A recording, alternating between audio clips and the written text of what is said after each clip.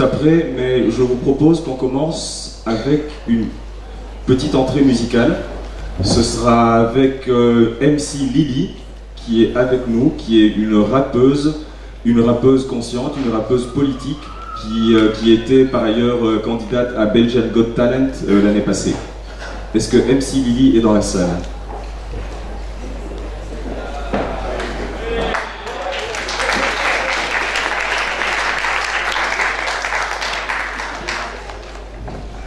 Goedemorgen, bonjour. Ja, de meeste kennen mij toch al. Ik ga de rap doen van de diversiteit. Dat is die van Belgians Got Talent. In het Nederlands en dan pour les camarades francophones un morceau en français. Après le néerlandais, oké? Als je goesting hebt, doe mee met je handen, met je voeten, met je vals gebied. Mocht niet uit. Oké. Dit is de rap van de diversiteit, de solidariteit, de verdraagzaamheid. Racisten, fascisten verliezen het pleit. Dit is de tijd voor een nieuwe strijd. Zij gaan een homo of een lesbienne, een biseksueel of een transgender, dat maakt allemaal niet uit. Gezaar wie gezaar, ga zeg ga en ik zeg maar. Dromen van een piercing of een tattoo, een namelijk aan de kruis op met een speldaal goed. Dat is voor mij allemaal geen taboe, dat is uw beslissing, je doet wat je doet. Kom je overeen met een Afrikaanse muur, staat er tussen ogen in een nieuwe muur. Dat is goed, want muren maken het leven zuur. En mensen leren kennen is een avontuur. Is al veel geld of niet, of bruin of rood. Zijn de doelen of blind, hebben een man kapot. Vader dan geregeld, of wat hem doet, kom de rumschel niet blijven. Doe dat nu doe, want dit is de rap van de diversiteit. Racisten, fascisten, verliezen het pleit. Ga ik wel zwemmen in een burkini, een monokini of een tankini. Dat is voor mij allemaal geen belet. Als je maar geniet van de waterpret en de last van het water komt er niet aan de toog. Zeg dan tegen je, heeft mij zo mooi. Ik wil ook een pintje, ik sta niet droog.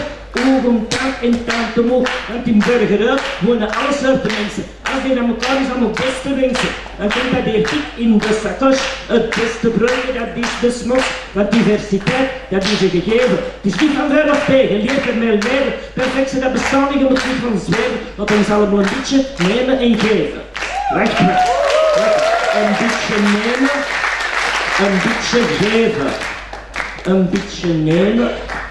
Een beetje geven, een beetje nemen en heel veel geven. Dank u.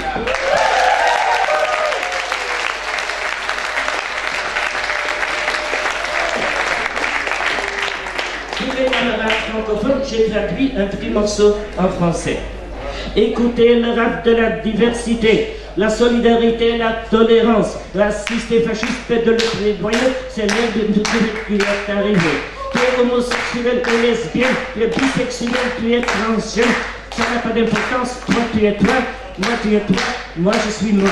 Tu portes un piercing ou un tatou, une crête de coq sur la tête parce que c'est ton goût. Pour moi dans tout cela il n'y a pas de tabou. C'est ta décision, allez jusqu'au bout. Tu t'entends bien avec ton voisin africain. Entre vous, il n'y a pas de dédain.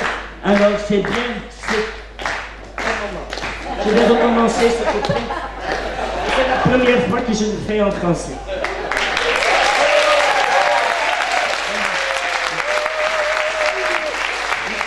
Il faut d'abord le faire correctement et puis après on peut applaudir. Faire mon boulot et vous faites... Tu t'entends bien avec ton voisin africain, on partage la vie, les plaisirs, les chagrins. Alors ça fait le monde de demain, parce qu'il faut construire le monde humain. Parce que ça c'est le rap de la diversité, ou raciste et fasciste, de le plaidoyer. Ta peau n'est pas la même couleur que la mienne, elle est jaune, rouge ou ébène, ou tu portes un fardeau qui te donne beaucoup de peine. Viens te joindre à nous, ensemble on résout tous les problèmes. Merci.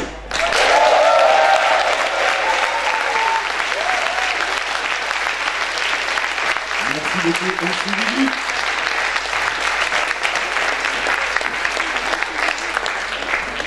Merci encore à MC Lily pour sa prestation. Et donc nous allons entamer maintenant la conférence. Et donc avant de commencer, je vais d'abord, comme vous le constatez, voir que Aminata Traoré n'a malheureusement pas pu se joindre à nous parce qu'il a eu des problèmes de santé de dernière minute. Donc voilà, c'est dommage, on l'aura peut-être pour une autre fois. Donc ce soir nous avons l'honneur d'avoir Juliana Lumumba ainsi que Saïd Bourama. Je vais commencer par la présentation de nos deux conférenciers, puis ensuite je vais vous expliquer un peu le déroulé de la conférence avec les thèmes qu'on va aborder ensemble, et vous aurez bien sûr vers la fin 30 minutes pour des questions-réponses. Je vais peut-être demander si à la traduction je ne vais pas trop vite. Ok, super. Donc, comme je le disais au début, c'est une conférence qui est organisée par Viva Salud, la Fondation Rosa Luxembourg, ainsi qu'Intal, dont je suis membre. Donc, je vais présenter notre conférencière Juliana Lumumba, qui est donc la fille de Patrice Lumumba, qui est née au Congo et qui, dans le contexte des luttes, de la lutte pour l'indépendance du Congo, et dans ce contexte-là, avec l'assassinat de son père, elle s'est exilée en Égypte, où elle a pu vivre jusqu'à la fin de ses études secondaires, où elle a étudié. Ensuite, elle a fait des études en sciences politiques à Paris.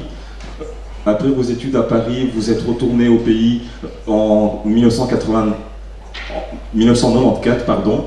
Et donc en 1994, vous êtes au Congo et vous avez été journaliste pendant quelques années avant d'être appelé par le gouvernement de Laurent Désiré Kabila pour faire partie du gouvernement comme ministre de la Culture, ce que vous avez occupé comme poste jusqu'en 2001.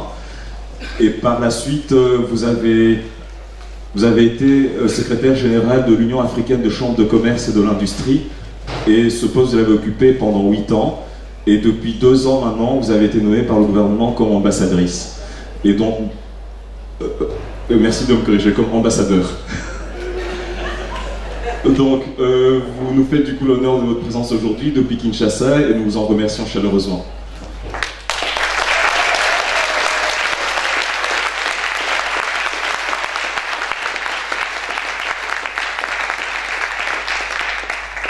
Notre second conférencier, donc, c'est Saïd Bourama, qui est sociologue, qui est sociologue algérien mais vivant en France, qui travaille essentiellement dans ses travaux sur la sociologie des dominations, sur la sociologie des classes populaires, et plus globalement pour étudier les différentes formes et expressions des oppressions et discriminations de race, de classe et de genre.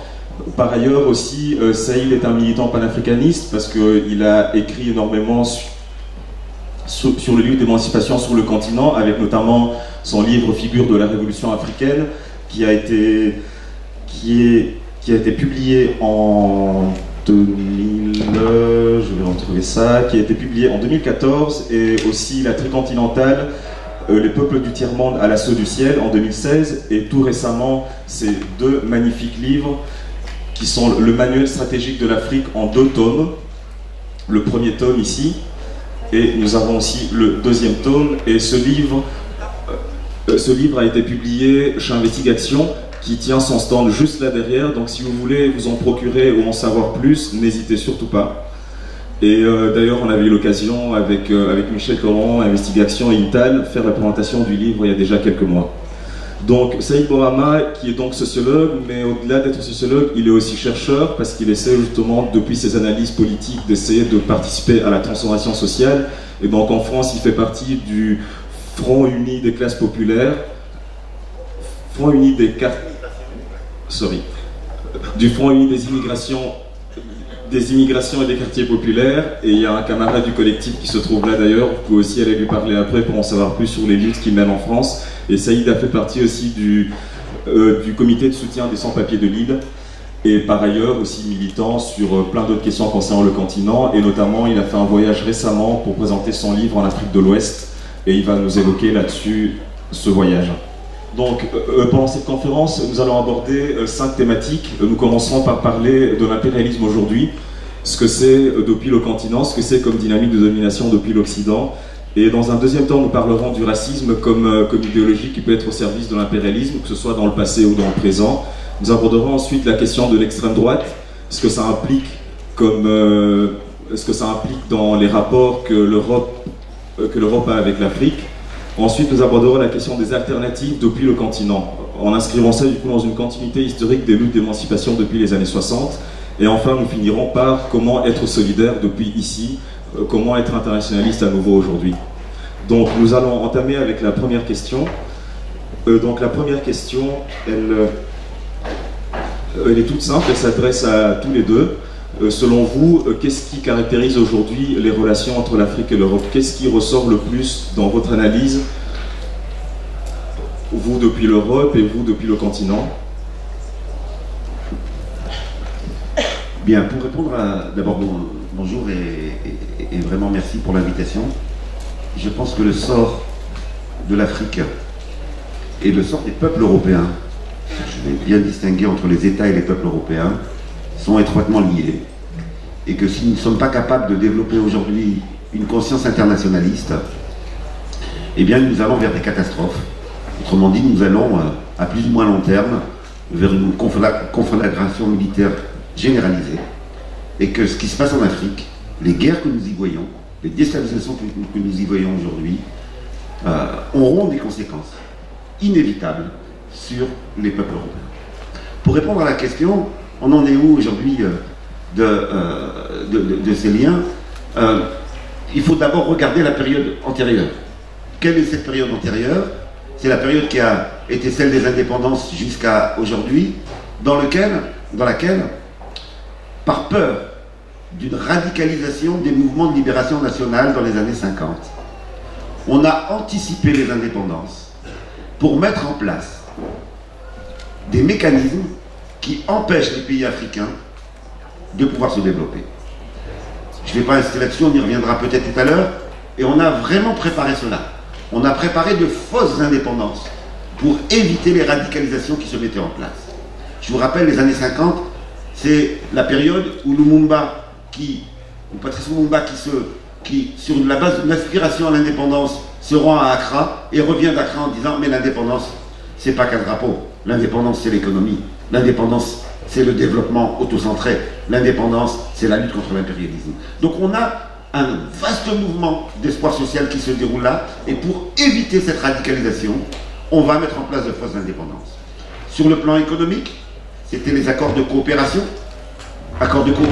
qui liaient les mains des États africains dans leur possibilité de développement, par exemple qui impliquaient l'obligation de réserver les minerais stratégiques aux anciennes puissances coloniales, qui instaurait le franc CFA pour l'Afrique de l'Est et de l'Ouest, c'est-à-dire une monnaie coloniale de pillage permanent, et qui mettait en place, au niveau idéologique, le mécanisme de la francophonie, qui était en réalité le mécanisme pour capter les cadres des pays africains et les rendre dépendants des universités, des idéologies, des théories qui avaient voix ici.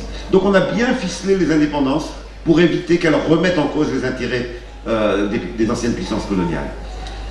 Ça va être remis en cause dans la dernière décennie et dans les 2 dernières décennies. On va voir se développer toute une série de mouvements militants dans quasiment tous les pays d'Afrique qui vont commencer à remettre en cause cela. C'était inimaginable il y a 15 ans de considérer qu'on allait avoir des manifestations à Dakar, à Bamako, à Ouagadougou, sur la remise en cause du franc CFA. C'était inimaginable. On a toute une nouvelle génération militante qui a commencé à interroger cet équilibre qui avait été imposé dans les années 60. On a vu sur la question de la présence militaire, les accords militaires, on a vu des manifestations contre la présence militaire au Niger, au Mali, etc. Bref, on a eu le système de dépendance qui était remis en cause de l'intérieur. Eh bien, comme à l'époque de l'indépendance, on va avoir un nouveau lifting. Et c'est la situation d'aujourd'hui. L'Union européenne, pour ne pas tout perdre, pour ne pas être mise en cause réellement, tente d'imposer un nouveau vocabulaire, mais qui maintient la dépendance. Je voudrais juste donner les 2 exemples les plus frappants, qui sont inquiétants. Et ce n'est pas simplement la lutte des peuples africains, ça doit être la nôtre ici. Le premier sur le plan économique. 2 exemples sur le plan économique. Le premier, c'est ce que l'Union européenne impose comme accord pour accéder aux prêts. C'est-à-dire l'État africain qui veut simplement emprunter, parce qu'il y a des projets, et donc qui est avec un remboursement derrière, etc., est contraint de signer des accords de partenariat économique, ce qu'ils appellent les APE. Qu'est-ce que c'est que ces APE? Je vous donnerai juste un élément des APE. L'obligation d'enlever tout droit de douane pour l'État africain. Autrement dit, le libre-échange complet, ce qu'ils appellent le libre-échange. Alors ça peut nous paraître, on dirait, mais pourquoi pas?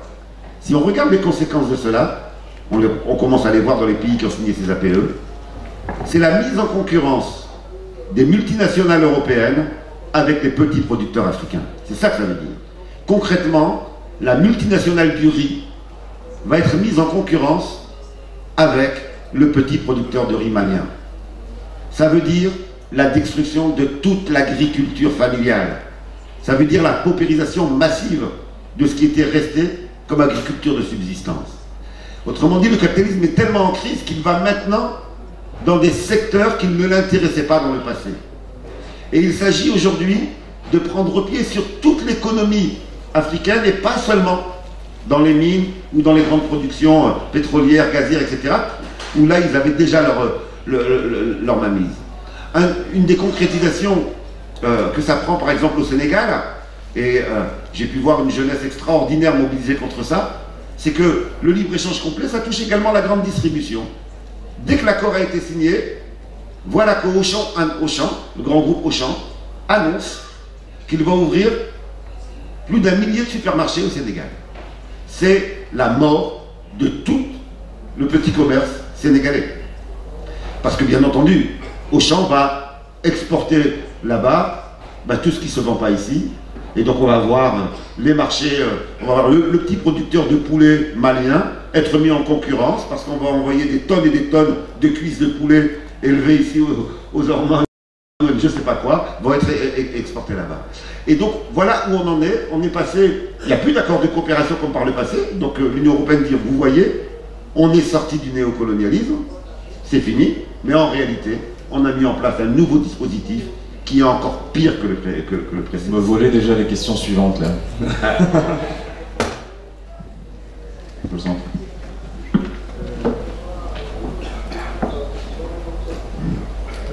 Bonjour d'abord.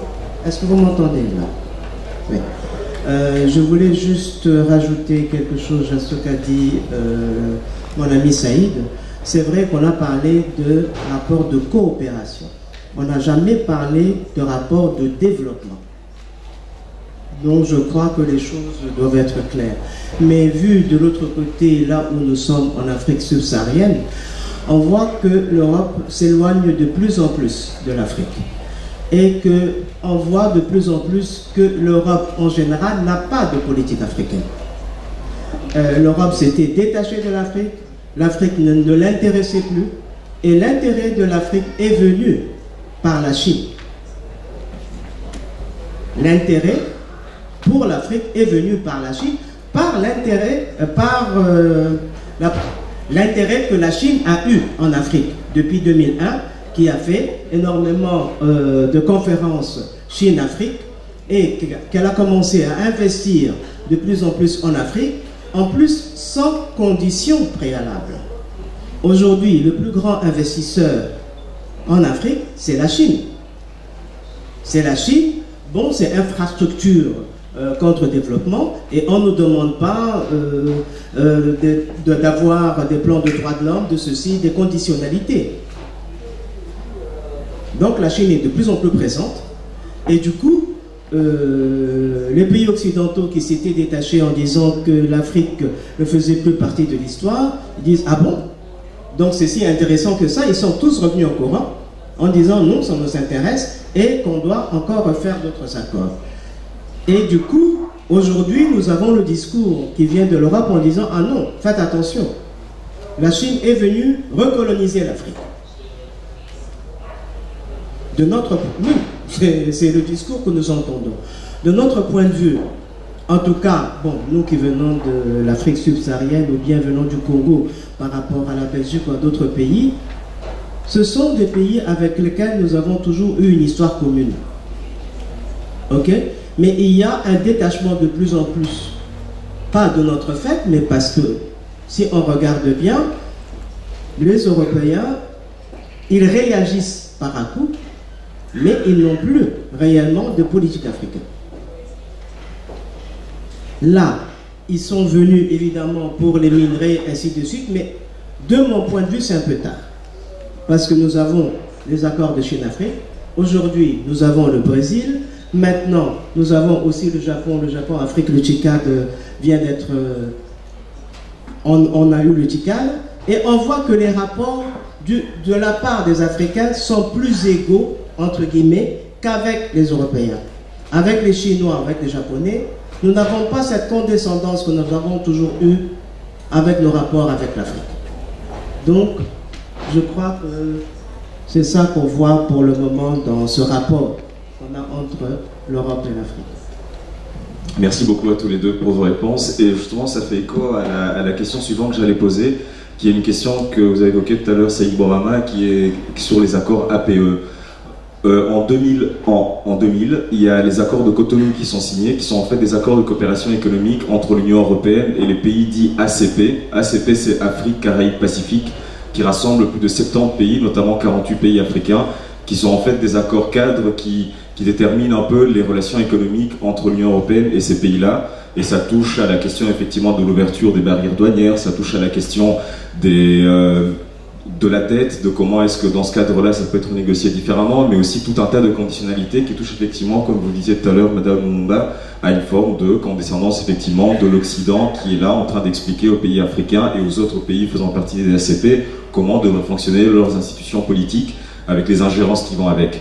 Donc cet accord-là a duré 20 ans et je voulais du coup vous demander quel bilan vous en faites de ces accords-là qui ont duré 20 ans et qui sont à expiration d'ici, des nouveaux accords doivent entrer en vigueur en début 2020.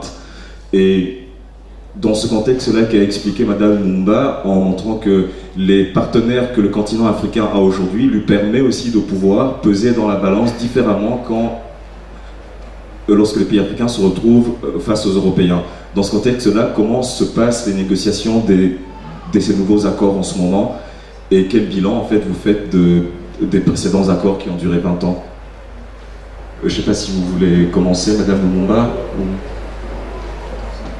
Voilà. Okay, non, en termes de bilan, d'abord, rappelons que ces accords n'ont jamais été des rapports égalitaires. C'était déjà des rapports de mise en dépendance. Simplement, les intérêts de la France en particulier, parce que les premières négociations c'était avec la France et après ça s'est élargi à l'Europe, mais ça s'est fait dans un rapport de force dans lequel les pays africains ont quand même pu imposer des mécanismes de compensation minimum. Les rapports étaient inégalitaires, mais au regard de ce que sont les APE, c'est pas du tout... on est en recul encore par rapport à ces accords. Le bilan de ces accords, il est très clair. On n'a vu aucun des pays africains pouvoir se développer, enclencher un développement autocentré réel à partir de ces accords.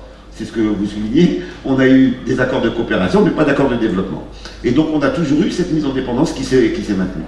Avec les APE, on franchit un seuil supplémentaire. Et effectivement, on ne peut pas comprendre cela si on ne prend pas en compte le nouveau contexte mondial avec l'émergence des émergents, avec la montée en puissance des émergents, qui offrent des conditions plus égalitaires que les anciennes puissances coloniales. Il suffit de regarder pour la République démocratique du Congo le nombre de kilomètres de routes construites après des décennies de coopération avec l'Europe et le nombre de kilomètres de routes construites simplement depuis quelques années avec les accords avec la Chine. Il suffit juste de prendre un élément concret comme celui-là, les kilomètres de route. Et donc on voit bien que aujourd'hui la peur d'un développement autonome des pays africains conduit à être beaucoup plus offensif.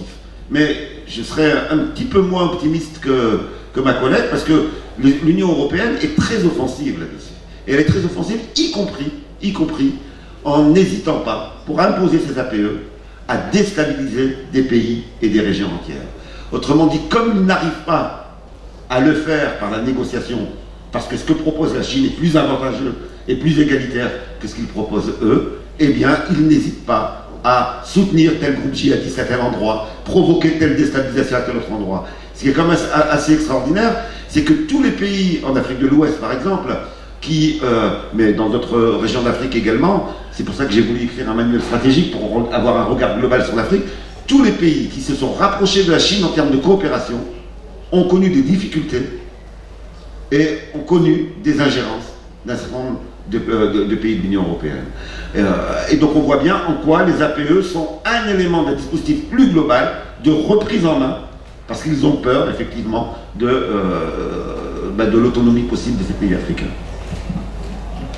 Moi, ce que je disais, ce n'est pas que je suis plus optimiste par rapport à ce que qu'on est des Chinois, mais je dis simplement on a d'autres rapports qui sont différents qu'avec les rapports européens, et on n'a jamais vu un pays se développer avec la technologie des autres. On n'a jamais vu un pays se développer par un autre pays. Cela n'existe pas et cela n'existera pas. Et moi, je pense plutôt que ce qui nous manque à nous, Africains, c'est d'avoir une plus grande solidarité, une plus grande unité africaine pour qu'on puisse avancer ensemble. Et non pas toujours singer ce qui se passe en Europe. Hein, on est formé en Europe, on singe les mœurs européennes, on parle leur langue, et ce n'est pas de cette façon-là que l'on puisse se développer. Et je pense qu'il y a quand même eu certaines avancées, et les Africains en prennent de plus en plus conscience. On s'en est rendu compte à la COP24, qui était très dure et qui a eu quand même des résolutions, mais les résolutions se sont passées comment? Beaucoup de gens ne le savent pas, mais parce qu'on a appliqué l'Inkatha. L'Inkatha, c'est quoi? C'est la palabre africaine. La palabre africaine a été appliquée, c'est-à-dire qu'on prend un certain groupe, on parle avec eux, jusqu'à ce qu'on trouve un consensus entre les Africains et entre les Européens. C'est avec cette technique-là, africaine, qui existe, qu'on a appliquée à la COP24, qu'on a pu avoir des résolutions. Maintenant, est-ce que ces résolutions ont été appliquées? Bon, ça c'est une autre paire de manches. Pour dire que quand nous, Africains, on croit en nous, on croit en nos capacités d'amener quelque chose dans cette mondialisation, on peut obtenir des résultats. Mais je n'ai pas dit que c'est parce que la Chine est venue, parce que le Brésil va venir, parce que la Russie va venir, qu'on va se développer. On va se développer que quand on prendra conscience que nous, les Africains, on a quelque chose à dire, on a quelque chose à mettre sur la table, on assume ce que nous sommes et nous discutons, et là nous allons arriver à quelque chose et pas autrement. Oui, bien sûr.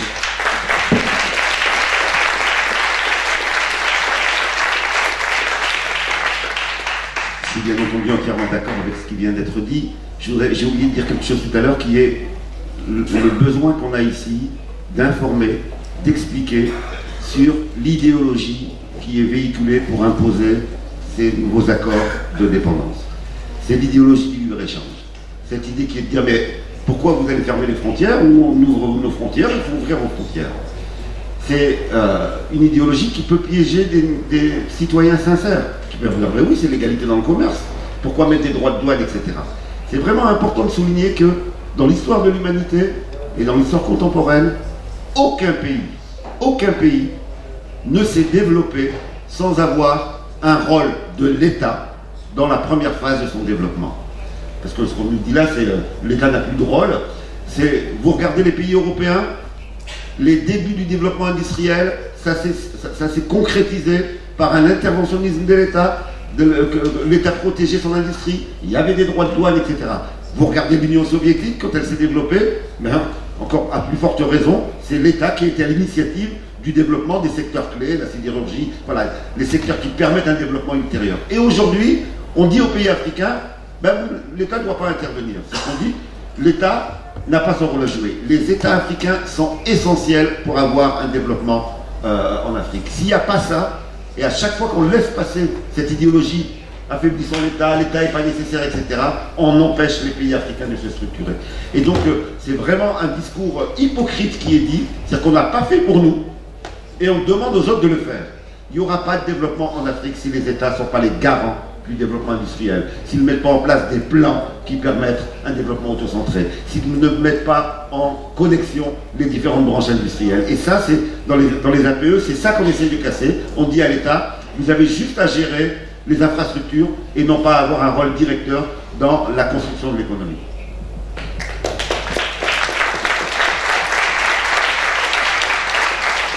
Merci beaucoup, et je vous propose de garder ces idées clés en tête parce qu'on va revenir dessus après sur les alternatives, justement sur le rôle de l'État, sur la question justement de comment depuis l'Afrique se définir de manière autocentrée pour penser la suite, pour penser son développement.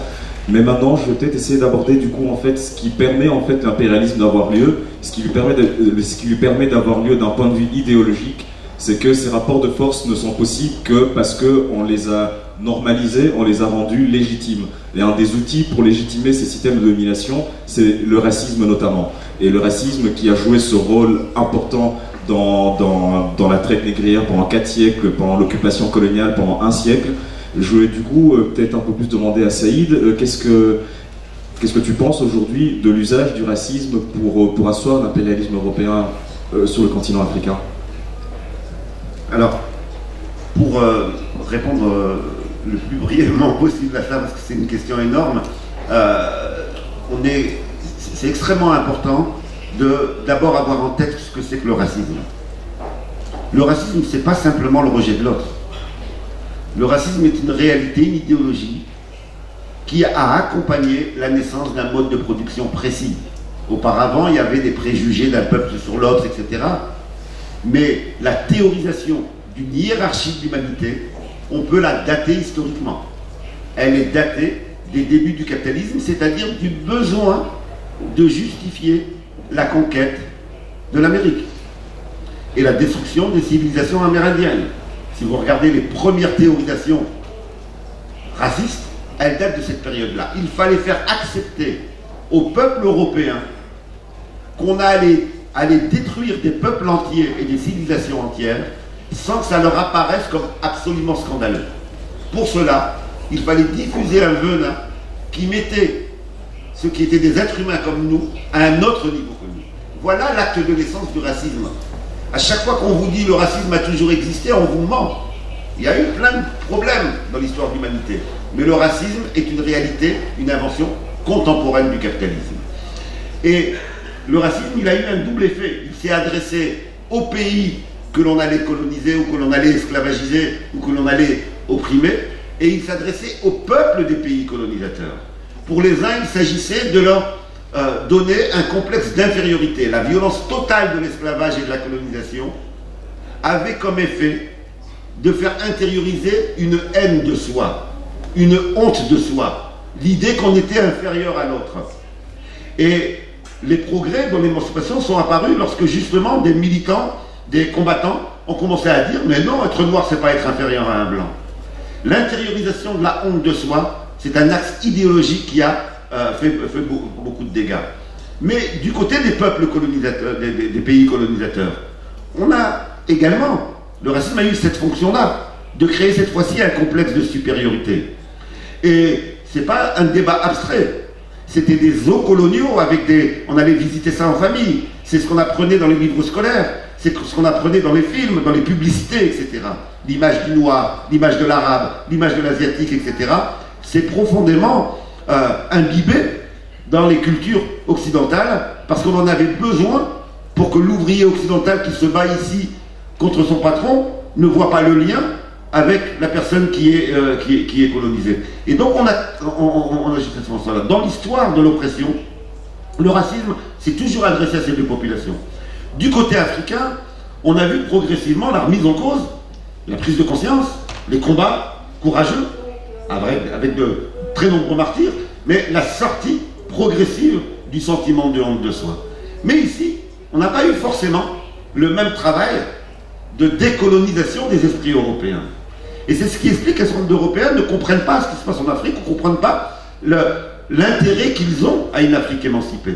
Et donc nous avons à mener ce travail antiraciste également ici.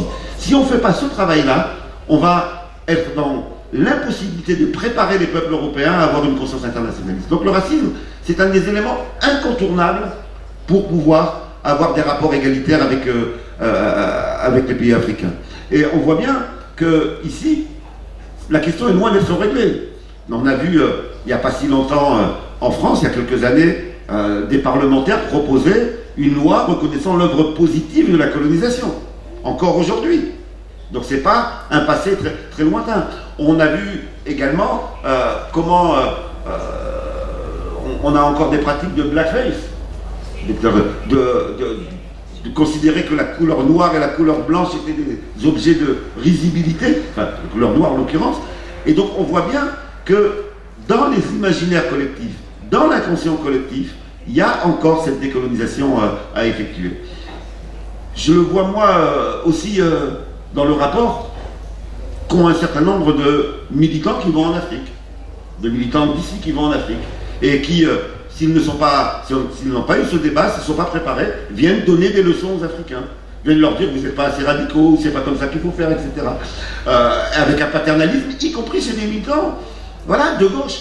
Ce qui veut bien dire que ce travail sur le racisme, c'est pas seulement les méchants racistes caricaturaux, c'est combattre cette idée qu'on a fait intérioriser, qu'il y aurait un endroit de la planète qui aurait un savoir supérieur à d'autres. Tu soulignais à juste titre tout à l'heure, et je pense que c'est un élément important d'avoir en tête, les camarades africains, quand je leur pose la question, je me dis, vous savez, en France, on nous dit que la Chine est en train de coloniser l'Afrique. Et je vous donnerai l'exemple que m'a donné un paysan algérien qui me disait, mais c'est quoi ça? C'est n'importe quoi ce qu'ils vous disent. Il y a ce débat-là en Europe, mais c'est n'importe quoi. Et il dit, mais regardez, nous les Chinois, ils sont arrivés il y a 2 ans. Ils parlent tous l'arabe et le berbère. On a des Français qui sont là depuis 150 ans, ils ne parlent même pas un langue d'arabe et de... Ils n'ont même pas pensé à apprendre l'arabe et le berbère. Et il dit rien que cela montre qu'il y a ce sentiment de supériorité qui continue lorsqu'on vient d'Europe. Donc oui, il n'y a pas de lutte antiraciste qui soit sérieuse si elle n'est pas liée à la lutte anti-impérialiste. Et la lutte anti-impérialiste a besoin, ici, d'aller jusqu'à la lutte antiraciste.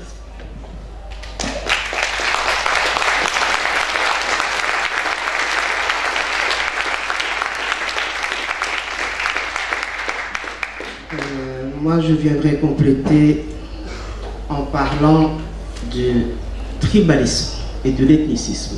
Moi, je suis de l'autre côté, dans l'Afrique subsaharienne. On parle beaucoup de racisme ici, mais aussi, parmi les méfaits de la colonisation, c'est vrai qu'on nous a appris le mépris de nous-mêmes, mais on nous a appris aussi le mépris de l'autre, des autres tribus, des autres frères. On donne toujours l'image d'une Afrique qui ne s'aime pas, qu'on est incapable d'entretenir le commerce entre pays frères, parce que je suis dans une organisation, j'ai travaillé à l'Union africaine des chambres de commerce, et le volume du commerce interafricain est de 12%. On a fait des efforts, nous sommes arrivés à 20%. Pour vous dire que le regard qu'on nous a appris à poser sur nous-mêmes depuis la colonisation, c'est d'avoir un mépris pour nous-mêmes et un mépris pour nos propres cultures. Et un mépris pour la culture des autres parce qu'elle n'est pas la nôtre. Et malheureusement, nous avons montré que nous sommes très forts pour nous diviser et avoir des micro-États. Et le combat aujourd'hui, c'est pour combattre que ce soit ce tribalisme, cet ethnicisme exacerbé ou bien ce racisme exacerbé, moi je pense qu'on devrait revenir à la racine et de savoir qui nous sommes réellement, c'est-à-dire revenir à notre histoire. Parce que nous avons une histoire qui ne commence pas avec le colonialisme et qui ne commence pas avec la traite des esclaves. Et on ne parle des Africains et de l'Afrique, qui n'est pas un pays, qui est quand même 53 États, que à partir de la traite négrière et de la colonisation. Et quand on parle que de cette période-là, l'Afrique paraît un continent infantilisé, déresponsabilisé, les pauvres petits nègres qui ont été colonisés par les méchants blancs. On a été colonisés, oui. On a été avilis, oui. On a été méprisés, oui. Vous êtes venus prendre nos gens et les traiter pour moins que rien dans la traite des esclaves, vous avez pris nos richesses. Mais il n'y a pas que ça. L'Afrique ne se réduit pas à cela. Avant cela, l'Afrique existait. L'Afrique n'est pas née à Berlin. Et faire partir toujours l'histoire de Berlin, on en revient à ces clichés-là. Infantilisés, déresponsabilisés. Parce que nous avons eu des grands empires qui existent et qui ont existé. La genèse de l'Afrique, elle est dans l'Égypte pharaonique. On a eu une écriture qui a été évidemment l'écriture de Méroé. On a eu les grands empires de Tombouctou, de Gao, du Ghana, du Zoulou, qui étaient des empires qui ont connu des conquêtes aussi, qui ont fait des biens et du mal, comme tous les grands empires.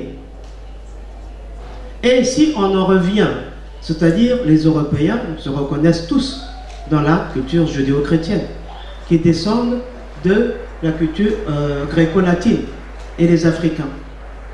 Pourquoi? non seulement les Européens, mais nous aussi les Africains, ne réclamons pas que notre jeunesse est de l'Égypte pharaonique. Et à l'époque où l'Europe était au Moyen-Âge, l'Afrique était le berceau des sciences, de l'astronomie, de la philosophie, de toutes les sciences qui existaient, des mathématiques. Aujourd'hui, avec des documents à l'appui, on sait que le théorème de Pythagore a été fait par un savant africain 1000 ans avant. C'est notre histoire. Ça fait partie de l'histoire de l'humanité. Et je crois que quand on revient à, comme je dis, à enseigner l'histoire, je ne suis pas la seule, c'est un débat qui existe en Afrique, déjà, on aura un autre regard sur nos mains, un autre regard sur l'humanité, et c'est sur la base de tous les peuples du monde, qu'elles soient européennes, qu'elles soient américaines ou africaines, c'est à partir de notre passé qu'on peut construire et bâtir notre présent et notre futur.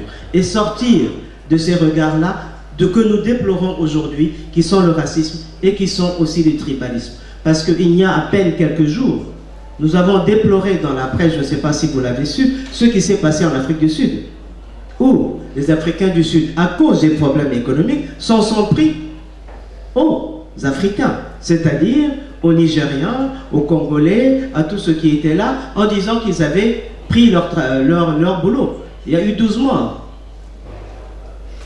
Donc, vous voyez où est-ce que ça peut mener ce genre d'idéologie, hein, de racisme ou de tribalisme venant que je vois d'Afrique.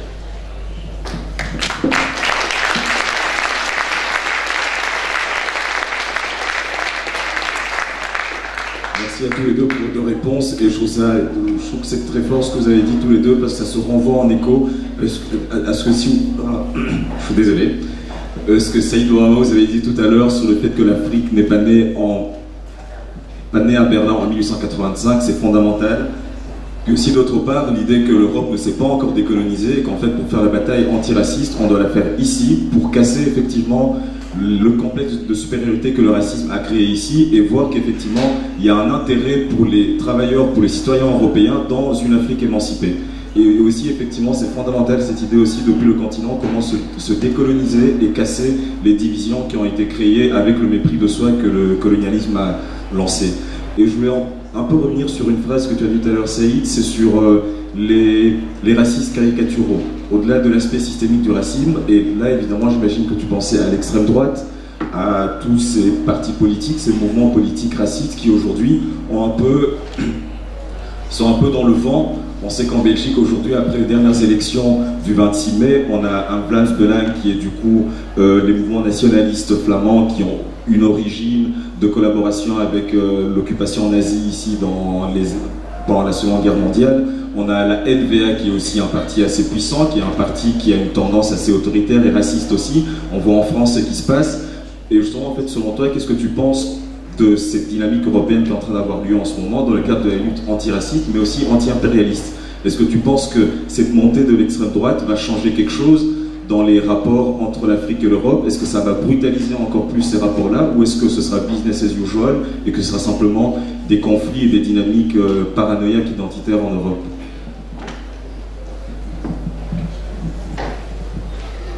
D'abord, pour comprendre pourquoi l'extrême droite a pu prendre une place aussi importante en Europe, ce n'est pas la seule raison, mais une des raisons qu'il faut avoir en tête, c'est justement la sous-estimation, dans les années 60, 70 et 80, du nécessaire travail de décolonisation des esprits. Moi, je ne peux pas le dire pour la Belgique, je n'ai pas beaucoup travaillé, mais pour la France, je peux vous dire, on a des textes où Jean-Marie Le Pen dit ouvertement qu'il va s'appuyer sur les héritages coloniaux pour remettre les débats de l'époque dans une France en crise. Autrement dit, c'est dit, comme on n'a pas fait ce travail, en gros, on a estimé qu'après les indépendances, ben c'est tout, c'était du passé, en oubliant que les peuples ici avaient été habitués avec une image du noir, une image de l'arabe, une image du tiers-monde, etc., qui permettait justement d'avoir des politiques économiques qui restaient inégalitaires.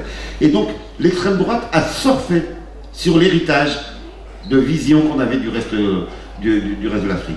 Est-ce que quelle fonction maintenant joue l'extrême droite dans le jeu politique?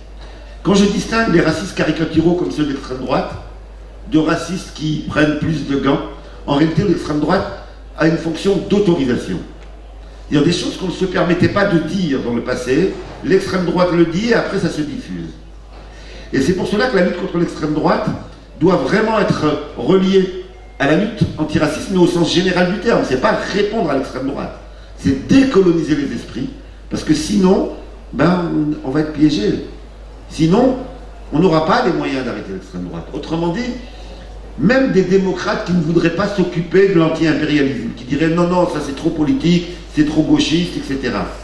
S'ils veulent vraiment qu'on ne vive pas une nouvelle séquence fasciste en Europe, ont intérêt à prendre en compte la dimension anti-impérialiste et la dimension du racisme. L'antiracisme devient aujourd'hui un des leviers inévitables pour poser toutes les autres questions de société. L'extrême droite vient aujourd'hui jouer sur une société fractionnée en mettant en avant l'idée d'un danger imminent qui serait l'invasion migratoire.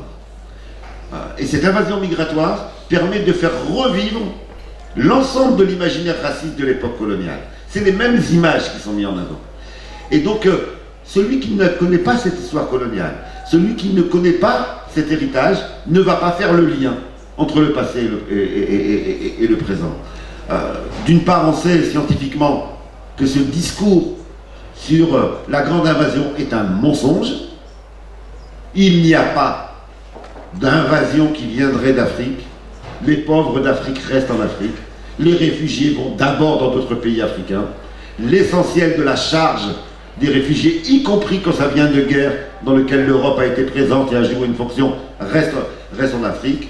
Et deuxièmement, ceux qui arrivent ici, eh bien, ne sont pas un coût pour la société, puisqu'on a maintenant des évaluations sur comment ils sont utilisés au niveau économique dans un certain nombre de secteurs complètement dérégulés. Les sans-papiers, pour beaucoup d'entre eux, ils ont du boulot, dans les boulots les plus durs, etc. Et donc on est sur du mensonge pur, mais ça marche. Ça marche parce qu'il y a cet héritage colonial. C'est dire que l'antiracisme n'est plus un combat qui serait second par rapport à l'anticapitalisme. Il est au cœur de l'anticapitalisme. Et dernier élément que je voudrais souligner, et là je m'adresse vraiment aux travailleurs européens, c'est la prise de conscience que les classes ouvrières d'Europe aujourd'hui, avec ce longue histoire de dépendance, les classes ouvrières européennes sont des classes ouvrières dans lesquelles la proportion de personnes qui sont marquées par une couleur, arabe, noire, etc., est telle que s'il n'y a pas de lutte antiraciste, la classe ouvrière sera clivée en couleur. Et il n'y aura pas de victoire possible contre les dominants si on a deux classes ouvrières qui sont juxtaposées. Marx le soulignait déjà à l'époque de l'Angleterre pour les Irlandais. C'était même pas des Noirs et des Arabes, c'était d'autres Européens. Et il disait, le clivage entre la classe ouvrière irlandaise et la classe ouvrière anglaise, c'est ce qui explique que nous n'arrivons pas à avancer. C'est dire pour les pays européens d'aujourd'hui, où on a des secteurs dans lesquels on a, dans mes évaluations pour la France, c'est 30% de la classe ouvrière qui est issue d'immigration postcoloniale. Il n'y aura pas de révolution en France, il n'y aura pas de transformation en France, si on a d'un côté 70% et de l'autre côté 30%. Parce que les 30%, ils ne sont pas dans n'importe quel secteur, ils sont dans des secteurs stratégiques, des secteurs qui bloquent l'économie, et s'il n'y a pas de lutte antiraciste, ces travailleurs-là ne se reconnaîtront pas dans les autres organisations. C'est dire qu'on est là, sur ce que je montrais par là, c'est qu'on n'est plus sur un débat secondaire, on est sur un débat essentiel, et l'antiracisme doit devenir un anticapitalisme.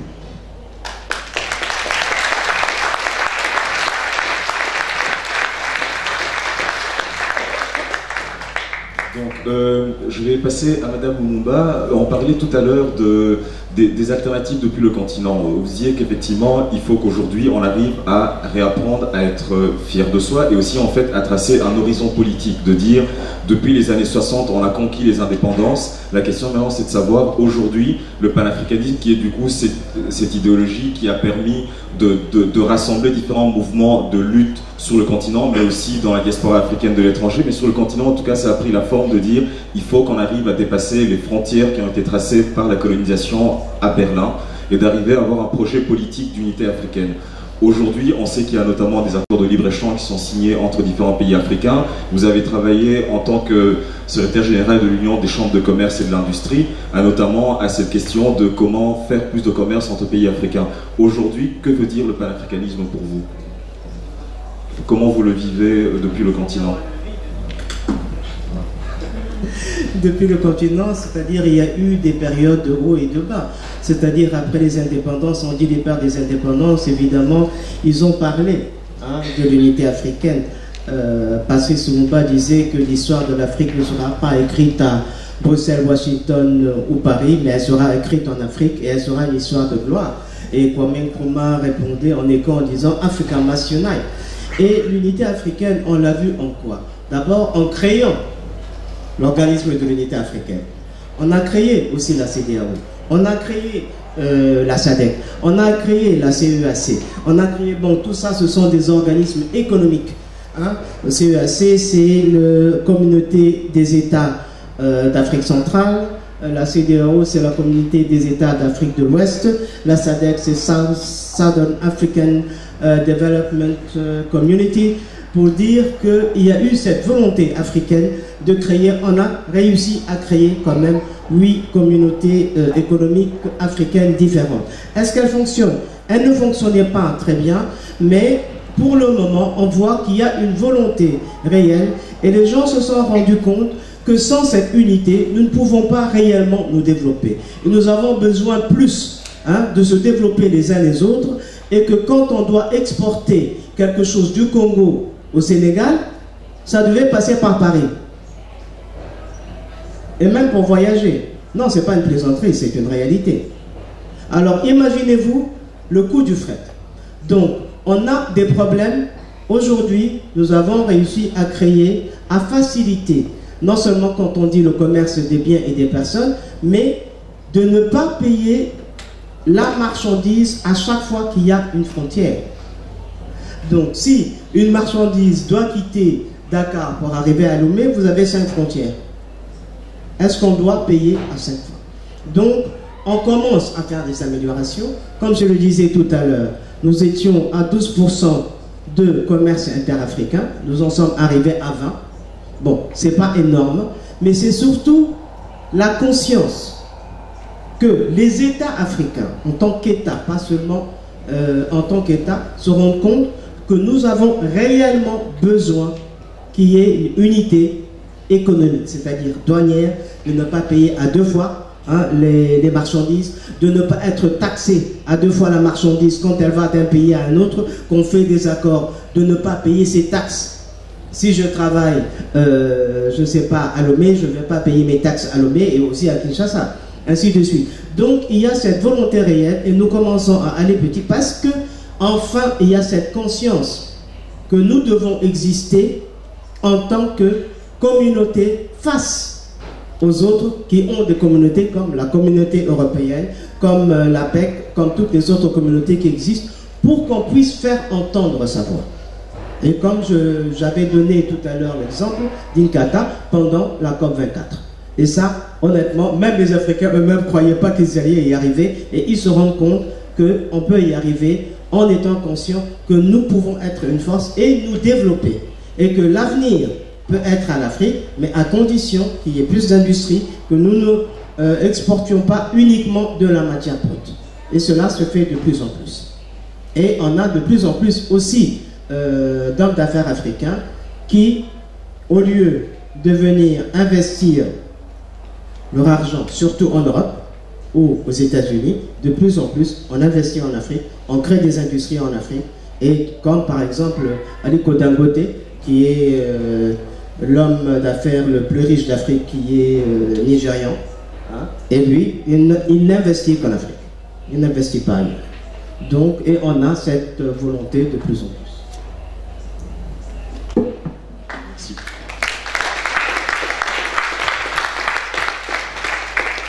Merci beaucoup d'inciter cette idée importante de l'indépendance économique et l'idée de créer l'unité africaine en travaillant beaucoup plus centrafricain pour effectivement se renforcer et peut-être mettre un peu plus à la marge les impérialistes. Et Par rapport à ce que dit Madame Lumumba, ça me fait écho à ce que vous avez fait, Saïd Bouamama, avec votre présentation de ce livre, Manuel stratégique de l'Afrique, que vous avez été présenté en Afrique de l'Ouest il n'y a pas très longtemps. Vous avez été notamment au Mali, au Sénégal, ainsi que dans d'autres pays. Cette jeunesse africaine que vous avez rencontrée là, ces mouvements citoyens que vous avez pu rencontrer, comment est-ce qu'eux pensent justement tout ce que vient de dire Madame Lumumba? Comment est-ce qu'ils pensent l'avenir de demain? Comment est-ce qu'ils essaient aussi de relier peut-être l'histoire des grands héros de l'indépendance comme Patrice Lumumba, comme Sankara? Comment est-ce que ça fait écho à leur lutte d'ici et maintenant sur le continent? Alors, il s'agit de l'Afrique de l'Ouest, c'est-à-dire de la région d'Afrique qui est en lien direct avec justement l'Europe. Dans d'autres endroits d'Afrique, c'est avec d'autres pays qui est cet héritage, mais là, l'Afrique de l'Ouest, c'est le terrain de l'Europe, c'est le terrain que veut préserver l'Europe. Pour répondre à votre question, je crois qu'il faut que, vraiment, sur la dimension panafricaine, qui est reprise aujourd'hui par les mouvements militants de jeunes que j'ai pu rencontrer, ça fait vraiment plaisir à voir. Il y a une nouvelle génération militante anticoloniale qui est en train de naître et qui mérite que nous la soutenons et que nous construisons très concrètement des liens pour les connaître et pour les soutenir. Le panafricanisme fait partie de l'ADN. Ils peuvent être en désaccord sur d'autres questions, mais sur la dimension panafricaine, on sent qu'il y a une prise de conscience extrêmement forte. C'est pas la première fois dans l'histoire du continent, et donc c'est important de l'avoir en tête. C'est ancien en réalité. Quand Nkrumah écrit son livre, on est dans une période, donc on est au moment des indépendances, on est dans une période dans laquelle on prend conscience que le panafricanisme n'est pas un projet idéaliste. C'est tout simplement le constat d'une communauté de destin. En termes de cohérence économique, il n'y aura pas de développement de l'Afrique si au moins au niveau régional, il n'y a pas de cohérence. Et bien entendu, à l'époque, la proposition, c'était de le faire à l'échelle de l'ensemble du continent. Et on avait moins de coupures dans les années 60 entre l'Afrique du Nord et l'Afrique subsaharienne, ces coupures ont grandi depuis. Mais surtout également, le panafricanisme est également une nécessité pour pouvoir éviter les rapports de force que mettent en place les grandes puissances pour éviter justement la sortie de la dépendance. En termes de rapports de force, si quand un pays africain est agressé, les autres pays africains étaient capables de réagir en solidarité, on n'aurait pas eu autant d'interventions que ce qu'on a connu. Et les États européens le savent très bien, puisqu'ils se sont toujours opposés aux dynamiques d'unité africaine. Je voudrais juste donner un exemple de l'histoire qui montre bien que ça fait partie de leur hantise. Et que, comme ça fait partie de leur hantise, c'est bien ce qu'il va nous falloir faire et développer. Pendant toute la colonisation, la France a organisé ses colonies d'Afrique de l'Est et de l'Ouest comme étant une entité commune. Il n'y avait pas de séparation entre les différents pays d'Afrique de l'Ouest. C'était l'AOF et l'AEF. Au moment où se négocient les indépendances, alors que depuis des décennies, on considère que c'est une région, on va tout faire pour que les indépendances ne soient pas régionales, mais pays par pays. Et on va encourager des leaders pour qu'ils demandent l'indépendance d'un pays et non pas l'indépendance de la région. Et on va assassiner et faire des coups d'État contre le leader qui proposait une sortie de l'indépendance commune avec création d'une fédération des États d'Afrique de l'Ouest ou d'une fédération des États de l'Afrique de l'Est. Donc on voit bien que l'éparpillement sert les dominants et le regroupement et le panafricanisme sert les dominés. Au niveau de la nouvelle génération militante, ce qui m'a frappé, c'est ce lien. Ils ont 25 ans. Hein. Ils ont 25 ans, ils font des manifestations devant Auchan à Dakar pour dire que les APE c'est scandaleux. Ils font des manifestations à Bamako contre le franc CFA, etc. Et cette nouvelle génération militante, elle connaît les figures du passé. Autrement dit, quand je parle de Nkrumah, j'ai eu des jeunes qui avaient bien entendu pas lu tout Nkrumah, mais qui connaissaient les grandes lignes de Nkrumah. Et ce lien entre générations anti-militantes, c'est vraiment un grand espoir. Maintenant, cette nouvelle génération militante, elle est très interrogative vis-à-vis de nous en Europe. Hein. Une des questions que j'ai eues à Dakar, il y avait 400 personnes dans la salle. Que des jeunes. C'était vraiment impressionnant, j'en avais la chair de poule. C'était, voilà, ça donnait espoir, etc. Une des premières questions qui était posée, c'est la question suivante. Est-ce qu'il y a encore des gens de gauche en Europe? Et je vais demander qu'on précise la question. Et ils me disent, est-ce qu'il y a encore des militants contre les guerres impérialistes en Europe? Et ils me disaient, on n'a pas vu beaucoup d'images de manifestations quand ils ont agressé la Libye, quand ils ont tué Kadhafi, etc.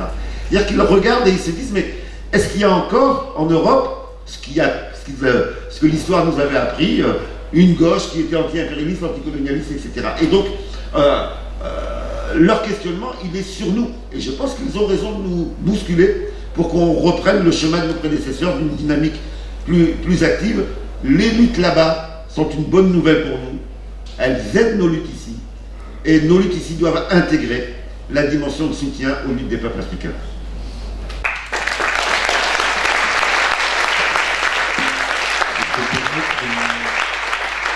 Je vais poser à Mme Mumba une dernière petite question, parce que c'est on va parler de la jeunesse. Et qu'est-ce que vous pensez des mouvements citoyens, des jeunes Congolais en ce moment, comme Lucha, Filimbi, qui se mobilisaient sur des questions de citoyenneté? De toute façon, ça rejoint ce qu'il disait, c'est-à-dire que cette nouvelle conscience des jeunes, et c'est rafraîchissant, en tout cas pour moi, de voir tous ces jeunes qui pensent à toutes ces luttes et qui n'oublient pas, parce que quand on parle de Filimbi, on parle de Lucha. Qui est venu à leur meeting? Ce sont les jeunes du ballet citoyen du Sénégal et du Burkina. Du coup, tout le monde a été coffré. Hein? Donc, c'est pas une bonne chose, mais pour dire qu'ils sont aujourd'hui, ils nous interrogent, nous, leurs aînés, qu'est-ce que nous avons fait de leur pays. Ils sont là, ils ne se fatiguent pas, ils sont là, ils réclament les droits de l'homme, ils ont réclamé des élections, plus nettes et plus transparentes, et il y a une solidarité panafricaine entre eux absolument extraordinaire. Ils se déplacent, ils viennent avec les autres militants, et du coup, effectivement, ce questionnement, quand on vous dit est-ce qu'il y a encore la gauche existe, parce que vu d'Afrique, ce qui se passe, et ce qui se passe avec tout le terrorisme qu'on voit aujourd'hui dans l'ouest de l'Afrique, ça vient de quoi? Ça vient de la Libye, ça vient des complots pour tuer Kadhafi et toutes ces hordes qui sont descendues sur l'Afrique de l'Ouest. Aujourd'hui, c'est un réel problème. Et même si les aînés ou bien les États n'osent pas en parler ouvertement pour des raisons stratégiques et des raisons diplomatiques, mais les jeunes ne se gênent pas de le dire et de le crier et de faire des manifestations en voix. Mais en même temps, pour ce mouvement de solidarité, il n'y a pas que les jeunes, il y a aussi les États. Parce qu'aujourd'hui, on veut monter dans une force d'intervention dans le Sahel qui est faite par les Africains, au Niger. Donc, qui doit être avec le Niger, le Mali, et ainsi de suite. C'est assez difficile à monter parce que ça demande énormément d'argent. Mais pour vous dire qu'avec tous ces mouvements, qu'avec tout ce qui se passe, il y a une solidarité réelle qui se met en place, non seulement économique, mais aussi militaire, parce que cela se passe sur notre territoire et les gens se rendent de plus en plus compte. On n'est pas dupes. Même si les États ne peuvent pas le dire à haute voix, cela vient d'où? Qui a créé cette insécurité qui est dans le Sahel aujourd'hui? Ça vient de la France. Donc,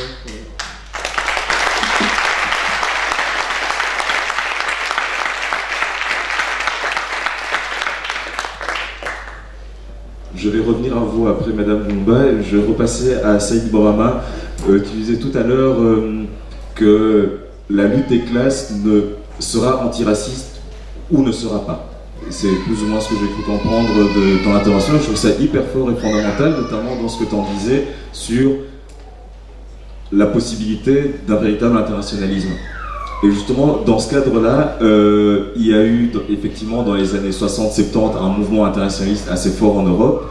Qu'est-ce que tu penses, en plus de la lutte des classes qu'il faut mener ici et maintenant, quel diagnostic tu fais de ce qu'on devrait faire ici en Belgique, ici en Europe, pour être solidaire des luttes du peuple congolais, du peuple malien et de tous les peuples du monde en réalité qui se battent pour leur émancipation? Alors, je pense vraiment qu'il faut qu'on... Alors, je n'ai pas toutes les solutions, hein, sinon je les aurais déjà mis en place, je n'ai pas toutes les solutions, mais il faut vraiment qu'on s'attache à cette question, comment on décolonise les esprits ici. Autrement dit, les classes dominantes ont réussi à imbiber l'esprit d'un certain nombre de nos concitoyens, et il faut qu'on trouve des modes d'action qui permettent de déconstruire cela. Et donc, dans les formes d'action, il y en a de multiples. D'ailleurs, il y a des associations qui ont déjà commencé. Le travail sur la mémoire est un travail essentiel. Je trouve, par exemple, ce qui a été fait ici en Belgique pour exiger qu'il y ait une statue de Lumumba.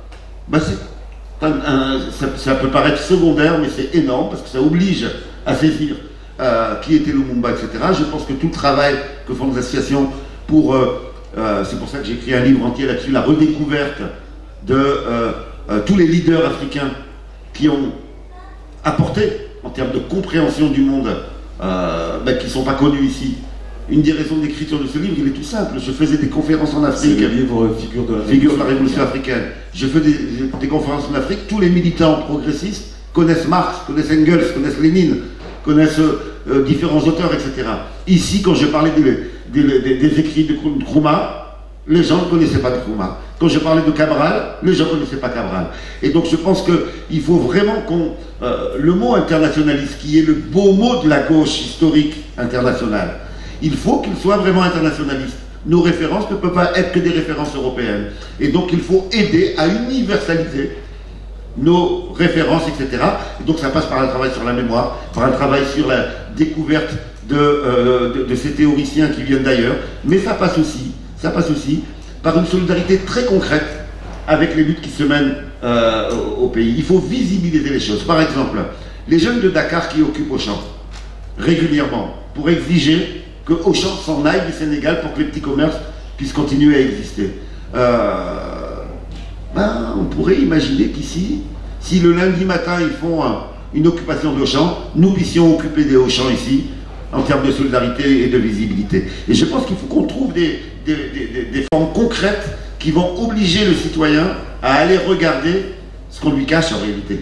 Parce que bien entendu, quand on installe Auchan au Sénégal, on ne va pas dire à l'ouvrier belge c'est pour détruire le petit commerce. Et donc il faut qu'on visibilise ce qui n'est pas visibilisé.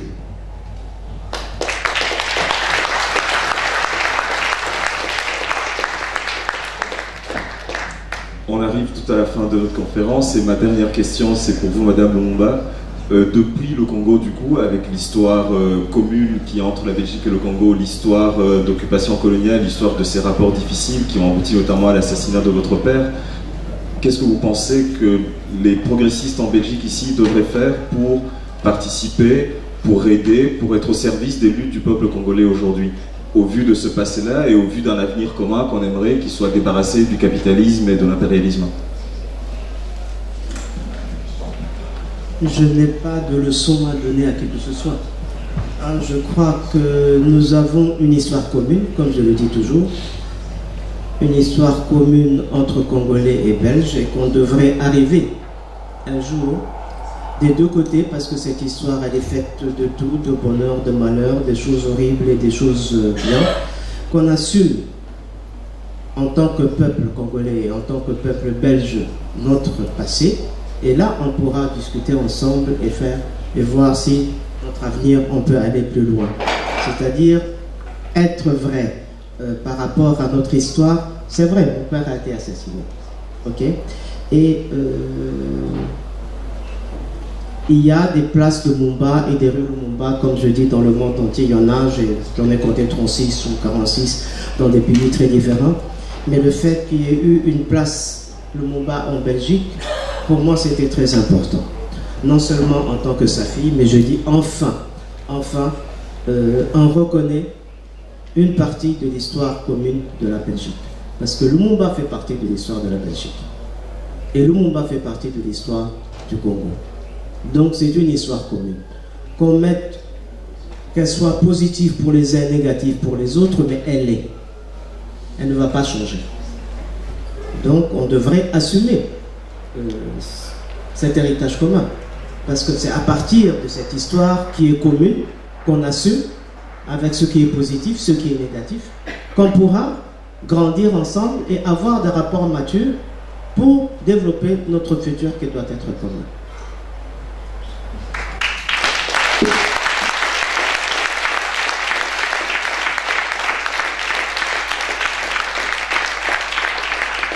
Merci beaucoup à nos deux intervenants, vraiment merci infiniment pour la qualité de nos interventions, pour votre présence déjà, d'avoir accepté notre invitation. Et donc si vous êtes d'accord, je propose qu'on puisse passer la parole à la salle. On est déjà un tout petit peu en retard, vu qu'on a commencé avec 20 minutes de retard, il me semble. Donc je demanderai simplement que les gens soient brefs, précis et préciser en fait à quelle personne vous vous adressez dans votre question.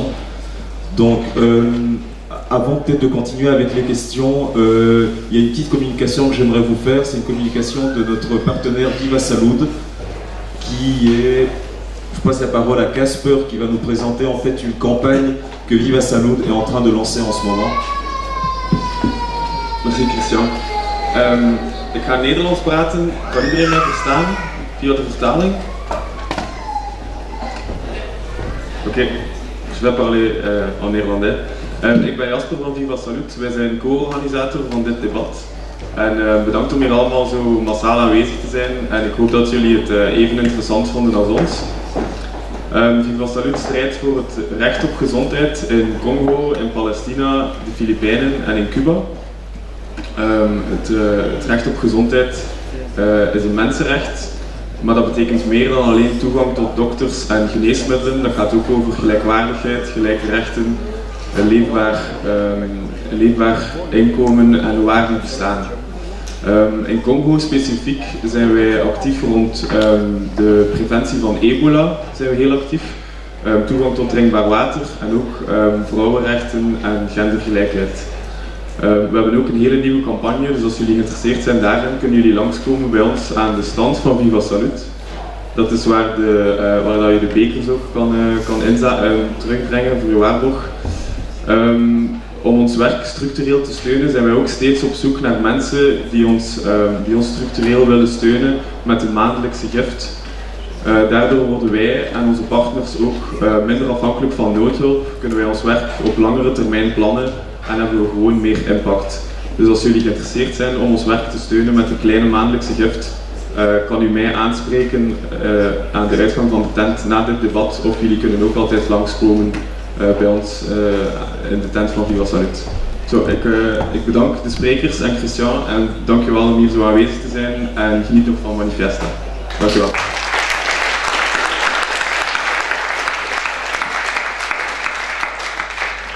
Merci beaucoup Casper. Donc je vais vous proposer qu'on passe aux questions-réponses. Donc comme je disais, essayez d'être bref, direct et préciser à qui vous vous adressez. Donc on va prendre une seule peut-être des 3 premières questions. Je vois monsieur là, monsieur ici et monsieur là-bas. Donc on va commencer par monsieur ici. Donc la question c'est pour ça. Voilà, le capitalisme, Vous pouvez peut-être rapprocher le micro. Vous m'entendez bien? Oui, c'est mieux. C'est beaucoup mieux. Donc le capitalisme, on le sait très bien, est extrêmement rusé. Nous avons une idée extrêmement sympathique de colonialisme, pour ne pas dire archaïque du colonialisme. Qu'est-ce que la gauche aurait comme méthode nouvelle, extrêmement efficace, justement pour, je veux dire, une nouvelle stratégie, des tactiques nouvelles contre le colonialisme, pour ne pas dire néocolonialisme, parce que je n'ai pas entendu un mot de néocolonialisme dans les intervenants. Donc voilà, la question est très simple. Quelles seraient les nouvelles méthodes contre le néocolonialisme? Ça c'est la première question. Monsieur, je vous propose peut-être de ne pas avoir une deuxième question parce qu'il y a plein de gens qui aimeraient poser d'autres questions, désolé. Donc la deuxième personne, c'était... Oui, monsieur. Merci. Du coup, moi ma question en fait, c'est un peu par rapport aux peut-être les personnes plus riches qui pourraient apparaître en Afrique, notamment parmi la classe politique en partie. Du coup, en gros, moi c'est dans un cas en fait de tension qui pourrait augmenter avec l'Europe avec des intérêts contradictoires. Est-ce qu'on peut vraiment compter sur ces personnes-là en fait qui, pour sécuriser, pour protéger leurs gros intérêts, qui sont partagés par les travailleurs européens, en fait, pourraient choisir le camp de l'Europe qui pourrait leur paraître plus intéressant au début parce que le rapport de force n'est pas forcément là. Du coup, est-ce que, par exemple, l'exemple de l'écho en France, de l'écho qui remplacerait le franc CFA, qui est un peu une espèce de mascarade qui est mis en place par des gens qui sont intéressants. Donc je sais pas qui est le plus à même de répondre à ça, c'est pas vraiment terrible, je suis désolé. Voilà, merci beaucoup. Merci beaucoup. La dernière question, Florian.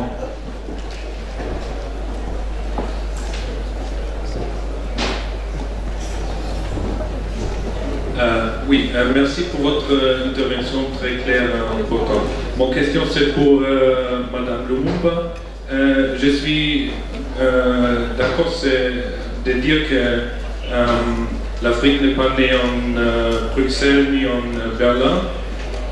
Et je veux savoir si ça s'applique aussi pour l'intégration économique. Parce que si on regarde l'intégration économique de l'Union européenne, et tous les problèmes qu'il a créés, et si on regarde les régions africaines comme les ECOWAS, le SODAC, etc., avec aussi des problèmes d'inégalité, de déséquilibre économique, si on applique un modèle d'intégration économique comme le modèle de l'Union européenne, ça va être un désastre, je pense. Qu'est-ce que vous pensez? Qui veut commencer?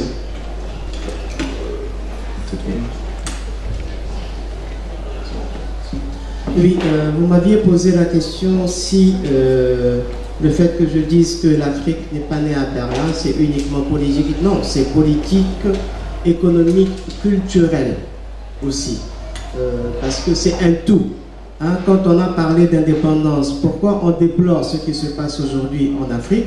C'est parce qu'on dit qu'on a eu des indépendances formelles, comme me l'a dit notre ami Saïd. On a voulu nous donner une indépendance, entre guillemets, politique qui n'en était pas une, et garder tous les leviers économiques du côté des anciens colonisateurs. Et si aujourd'hui, il a été créé toutes ces institutions économiques dont nous parlons, c'est pour justement sortir de cette dépendance économique qui existe jusqu'aujourd'hui encore. Et pour moi, je dis souvent que le fait indépendance, il a existé.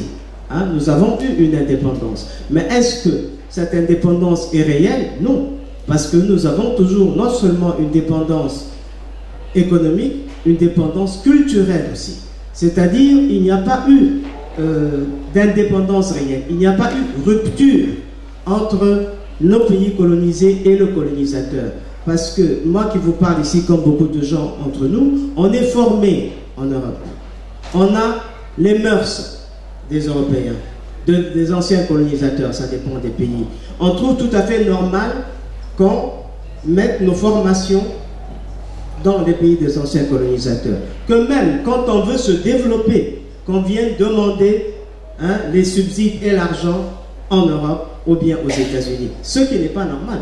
C'est-à-dire, on devrait, pour qu'il y ait réellement indépendance, à tous les niveaux, politiques, économiques, qu'il y ait rupture. Et cette rupture n'est pas encore tout à fait là. Je ne sais pas si j'ai répondu à votre question.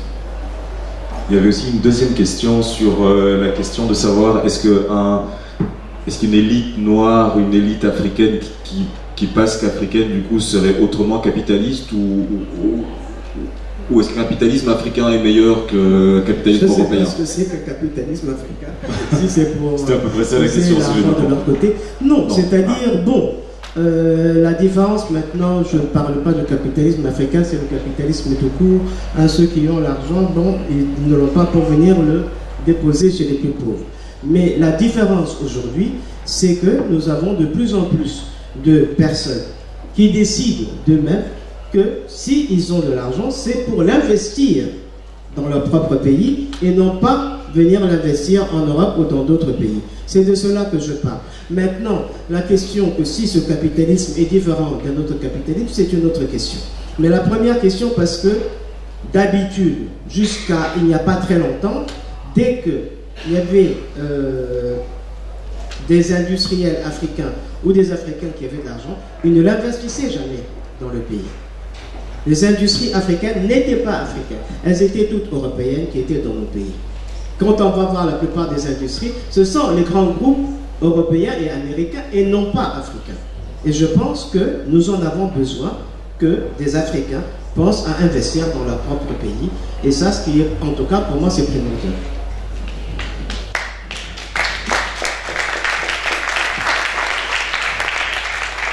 Oui, pour poursuivre là-dessus, je pense que parfois on oublie qu'on a déjà des outils pour comprendre cette réalité.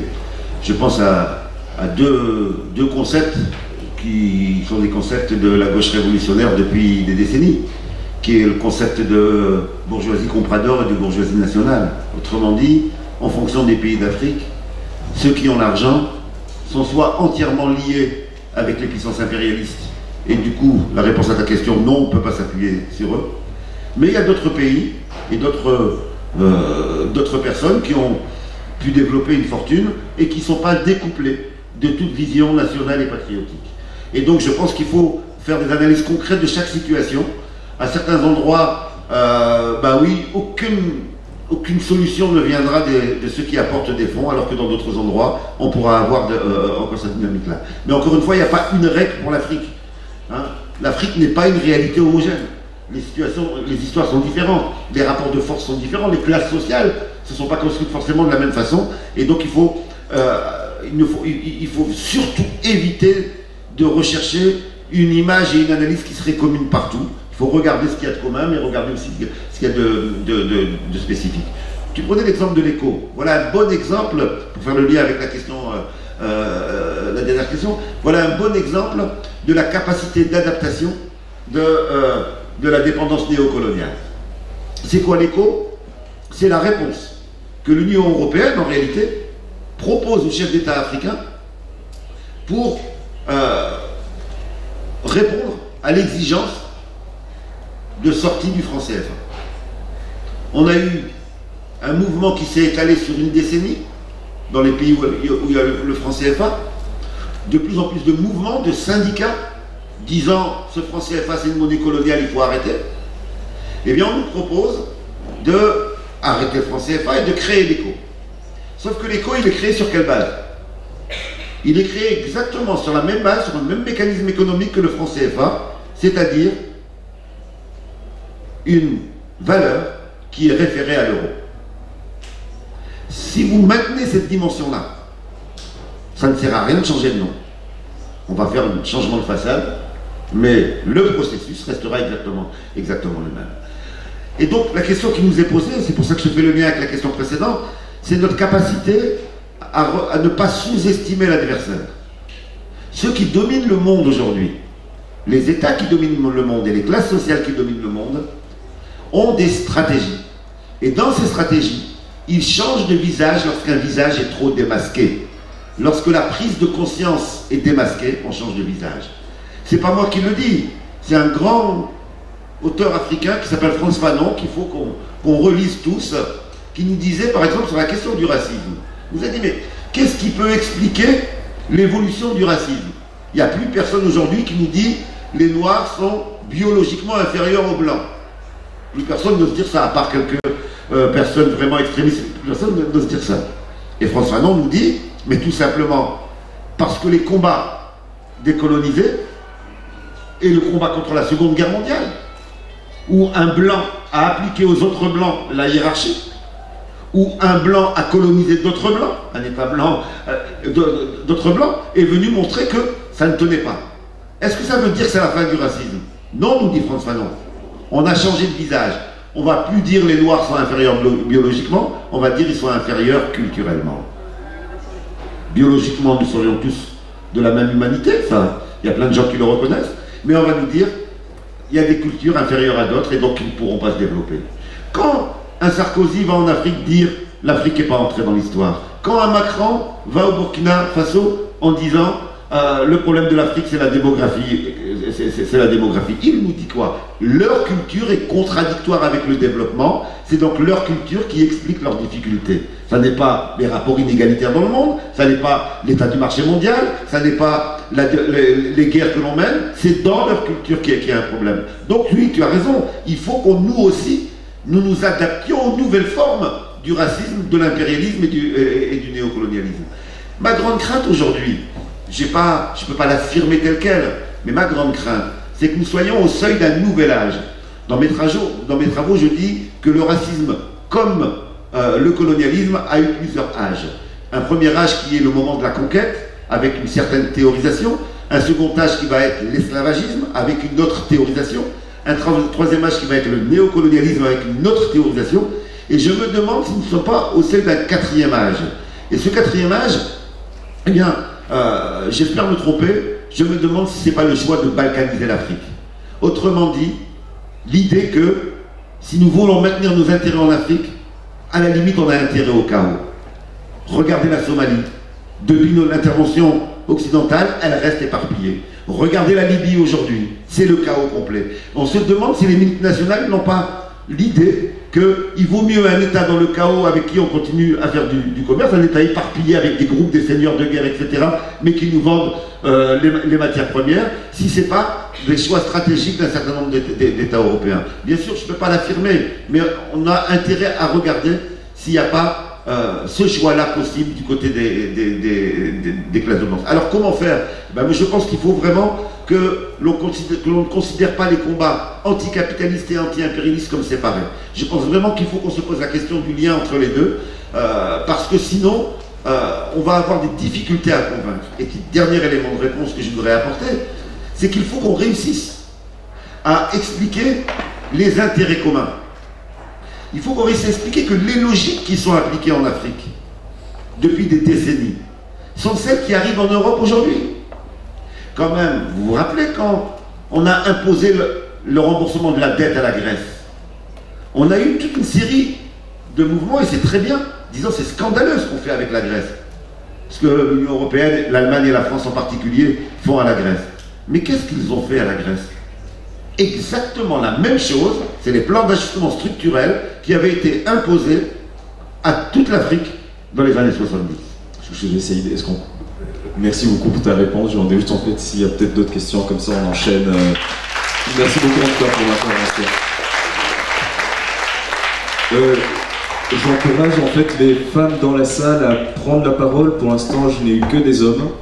Ah, mademoiselle, super. Et une autre. Moins bas, et puis monsieur juste à côté. C'est la demoiselle ici devant. On finit avec ces questions. Ah oui, je signale du coup en fait c'est une dernière salle de questions malheureusement parce qu'on a pris un peu de retard au début. Donc désolé pour ceux qui en avaient encore, mais voilà.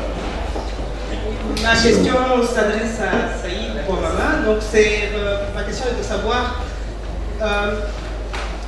comment vous soulignez dans votre discours l'importance de l'État dans le développement des pays africains, mais en même temps, quand on sait qu'à la tête de ces États-là, on place des élites qui sont finalement à la périphérie du système, en fait. Le centre étant dans l'Occident, mais dans la périphérie, et on a des hommes de main qui servent des différents intérêts. Donc moi, je me pose la question de savoir comment finalement se dire, oui, l'État est vraiment garant du développement si on suit ce que vous nous dites ici. Monsieur à côté. Oui, je voudrais d'abord saluer Madame Julina Lumumba, que je ne connais pas, je n'ai pas rencontré du tout, mais j'étais à l'époque où elle était ministre de la Culture, cadre à l'ARDEL, à Kinshasa, j'étais un des compagnons de Laurent Désiré Kabila. Pour Saïd, je ne sais pas, depuis quelque temps je suis plus en Afrique ici, donc je suis un petit peu déconnecté. Saïd, je connais depuis plus de 30 ans, il a dit tout à l'heure, il était avec moi un des porte-parole du sans-papier à Lille, et ce qu'on a fait avec Saïd, c'est que en 2008, Saïd a pris la direction scientifique de la publication d'un bouquin sur les sans-papiers. Et pour les camarades qui ne savent pas, ça lui a valu en fait les attaques du Front National, notamment Marine Le Pen, qui parlait notamment, vraiment nommément de Saïd en tant que quelqu'un qui terrorisait sur les sans-papiers et qui avait des thèses qui étaient proches de l'islamisme, etc. Et ça lui a valu énormément de procès. Je dis ça parce que tout à l'heure on a parlé de comment faire pour développer concrètement la solidarité avec les gens qui sont en lutte. Et je voudrais reprendre donc une des phrases de Marx qu'on répétait à l'envi à l'époque, c'est les travailleurs à peau blanche ne peuvent pas s'émanciper là où les travailleurs à peau noire sont marqués au feu rouge. Ça signifie tout simplement, c'est que... Je suis désolé, monsieur. Est-ce que vous aurez une question, peut-être? Oui, parce qu'en fait, on a peu de temps, il y a encore d'autres personnes qui aimeraient intervenir. Oui, non, mais je voulais juste relancer Saïd là-dessus en disant que il a été attaqué. Il y a un de nos camarades, Marius Sagna, qui a juste contredit Castaner quand il est passé à Dakar, qui a été emprisonné et qui est encore sous la menace de la prison actuellement. Et lorsqu'on parle de la solidarité internationale, c'est de cela qu'on veut dire. Donc on dit, mais concrètement, quelles sont les actions qu'on peut mettre en place pour soutenir en fait les luttes qui se mènent là-bas? Et ici, lorsqu'on parle de l'immigration, aujourd'hui par exemple en France, il y a le débat sur l'immigration. Vous avez suivi les discours de Macron, mais concrètement... Je suis désolé, monsieur. Mais merci beaucoup pour votre intervention, merci. Moins bas, juste derrière, et ce sera la dernière question malheureusement.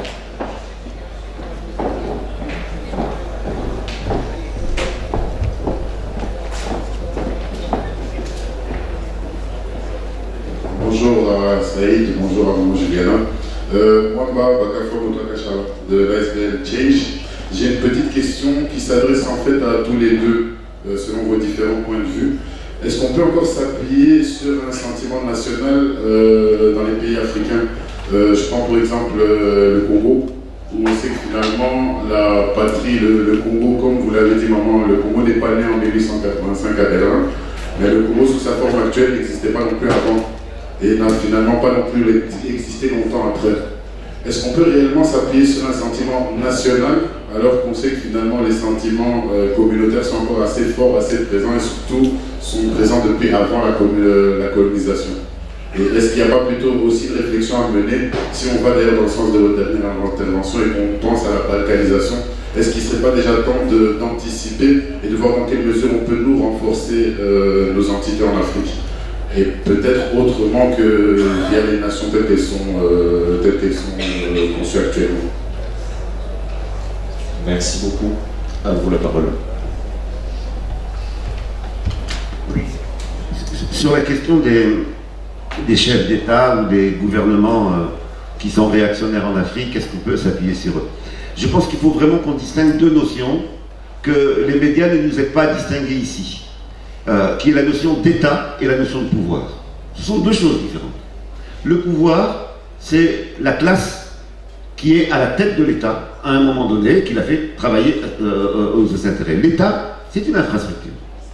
Et je dis ça parce que si on ne distingue pas les deux, on peut très vite avoir des luttes qui peuvent être instrumentalisées et récupérées. Autrement dit, on va avoir un mouvement populaire qui va lutter contre un dictateur et qui va exiger que des réformes démocratiques soient apportées, et on va avoir un certain nombre de pressions internationales pour que cela se traduise par la destruction des infrastructures d'État. L'impérialisme, ce qui l'intéresse, c'est qu'il n'y ait plus un état-major dans un pays capable de construire la nation, pour faire le lien avec la question qui vient d'après. Ce que nous devons défendre, ce n'est pas tel ou tel pouvoir, c'est que les États doivent construire des routes et qu'on a besoin d'États pour ça. Ils doivent construire des hôpitaux et qu'on a besoin d'État pour cela. Et donc l'idée de pays africains dans lesquels l'État irait en s'affaiblissant et que ce ne serait pas grave, c'est extrêmement grave. Par contre, ça je le distingue de la question de la lutte contre les pouvoirs précis. À chaque fois qu'on a eu ici des discours de soutien aux luttes en Afrique, ça a été toujours accompagné de l'idée, oui mais ils ne libéralisent pas assez, oui mais ils doivent privatiser, oui mais... Alors que c'est exactement l'inverse. Il faut éliminer ceux qui utilisent l'État à leur fin, mais l'État, on en a besoin en tant que tel. Et ça fait le lien avec la question qui venait juste après. Une des caractéristiques de l'Afrique, c'est pas moi qui le dis, c'est Cabral, un auteur qu'il faut de nouveau lire et qu'on ne nous apprend pas ici. Cabral est un théoricien marxiste africain, sans doute on l'appelait le Lénine africain pour vous dire la place qu'il a dans l'intelligence de gauche en Afrique, et je pense que tous nous avons un intérêt à connaître Cabral. Cabral nous disait, en lien avec ce que tu soulignais tout à l'heure, à la thèse, l'Afrique n'est pas entrée dans l'histoire. Il faut simplement répondre qu'elle est fausse parce que, en réalité, l'esclavage et la colonisation sont venus arrêter l'histoire africaine. Et que l'émancipation, c'était justement de reprendre l'histoire africaine. Et dans cette histoire, eh bien, dans un certain nombre d'espaces africains, nous n'étions pas arrivés à la forme nation. Ce qui ne veut pas dire que c'était inférieur, c'était d'autres formes de regroupement humain.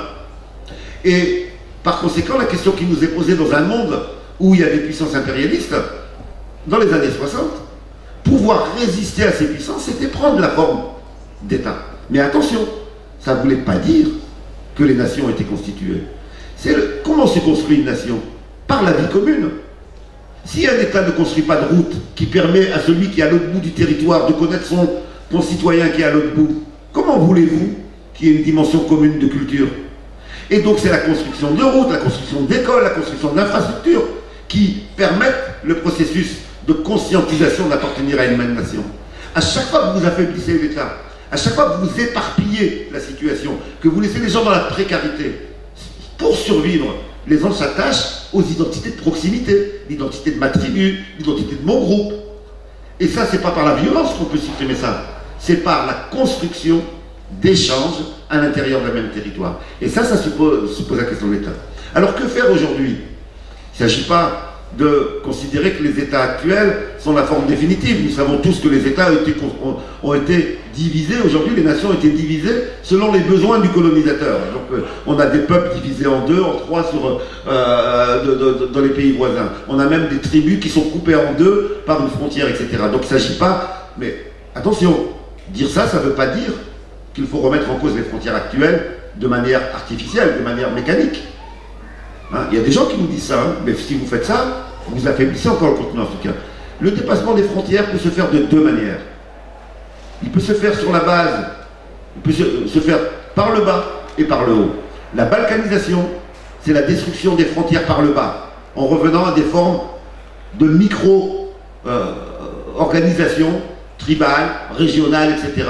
Et ça, c'est le paradis dominant. Toutes les puissances impérialistes rêvent d'avoir 1000, 2000 entités toutes petites, qui ne peuvent pas se développer et qui est mis en dépendance. Où ça peut se développer par le haut? C'est tout le projet panafricain, qui à mon avis prendra sans doute des dimensions transitoires, sous des formes régionales, mais les frontières héritées, les frontières scandaleuses de la colonisation, doivent être dépassées par le haut et non pas par le bas.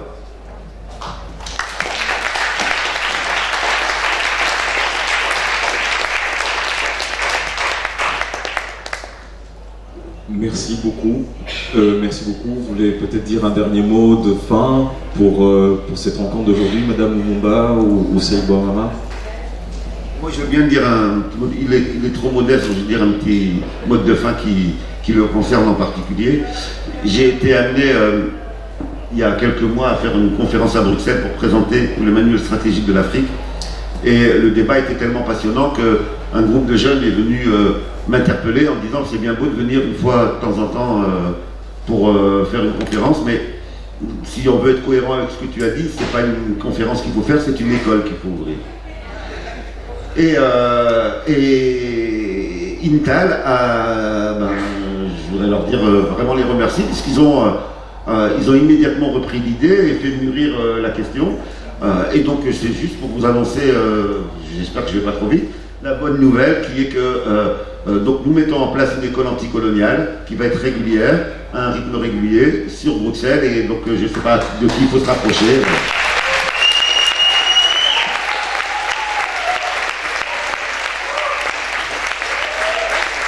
Merci beaucoup, merci d'avoir lancé l'invitation en primeur. Vous aurez les infos très vite sur notre page Intal, donc l'école décoloniale effectivement est lancée bientôt avec Saïd Bouamama, que nous remercions chaleureusement pour cette proposition qu'il nous a faite et qu'on a pris au vol parce qu'il y a le besoin de ce genre d'école. Madame Lumumba, merci beaucoup pour votre présence, merci à tous les deux et merci à vous, public.